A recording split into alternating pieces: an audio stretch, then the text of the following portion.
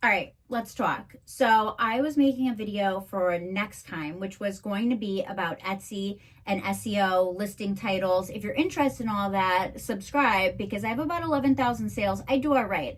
I usually average about 6 figures on Etsy. So, come along for that ride. Like, subscribe, all that jazz. Let's talk about what grinds my gears today. What really grinds my gears is there are so many sellers on Etsy who are not only just selling things directly from sites like Temu and Alibaba. Is it Alibaba, AliExpress, whatever those things are, but they are purchasing things like lasers or sublimation printers, and then they're buying mass-produced items, whether it's boxes, whether it's ornaments, whether it's cutting boards. They're buying them, they're throwing a file that they bought on Etsy or on, one of these websites, and it's the same file everybody else has, and then they're charging like half the price of what I could charge for my items. None of this is against Etsy's terms and conditions, as far as I know. I'm pretty sure that you're allowed to buy things that are pre-made and then go ahead and add stuff to them.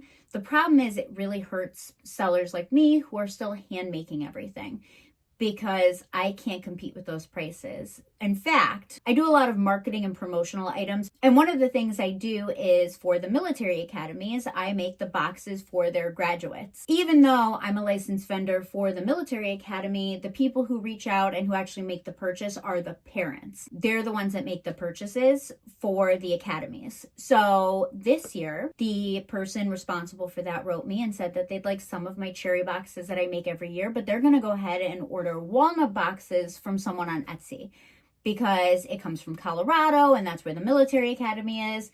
And normally I don't engrave on someone else's work because it's iffy. Like I just don't know, anything about it, and I don't want to mess up somebody else's work. But this time I said, okay. She had the boxes shipped to my house, and when they got here, they were MDF wrapped in not even wood veneer. I'm pretty sure it was like some type of plastic.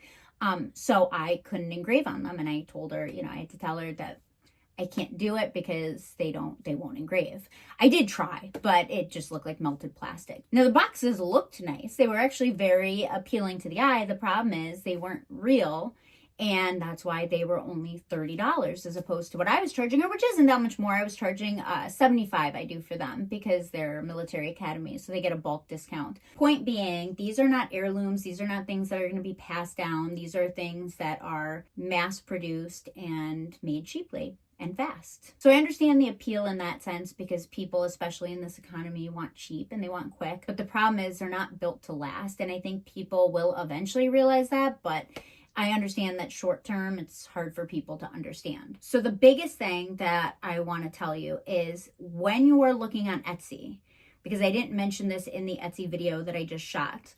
When you are looking on Etsy at other people's listings, try not to compare your prices to theirs. Stick with the pricing that makes sense for you. Not getting as many sales is 100 times better than getting a lot of sales and breaking even or even losing money. So you need to make sure that even though you're up against all this mass-produced stuff, that you're not compromising your prices in order to get sales. I do sometimes have people contact me on Etsy and say this seller is selling, a similar item for less. And I have to just say, you're going to have to buy it from them. But I guarantee you the quality is not as good.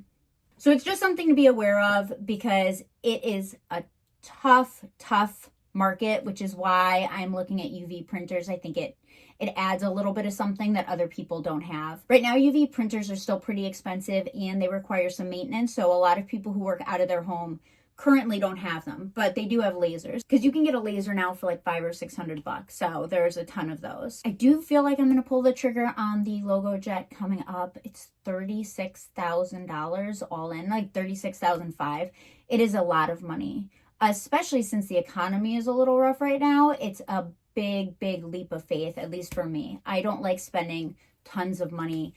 Well, that's not true. I love spending tons of money, but it is scary for me to spend tons of money when I'm not 100% sure what I'm doing, especially because I don't know the software. I don't know how easy it is. I don't know how complicated it is. And even though I do a lot of promotional items, because that's not my main business is one-offs, like people buying one box, one sign. I'm not sure how easy it will be to make just one of something, if it's going to be a huge pain in the butt. But we'll see. Etsy still is a place where you can make a lot of money. I've had many years where I've made 6 figures, but it is getting harder just because so many people have access to these DIY personalization things and they don't hand make things anymore. But in the next video, I am going to talk about how I do my SEO, how I do things like titles, listing descriptions, tags. So if you're interested in selling it all online, feel free to like, subscribe, come along for the ride. And I'll see you when I see you.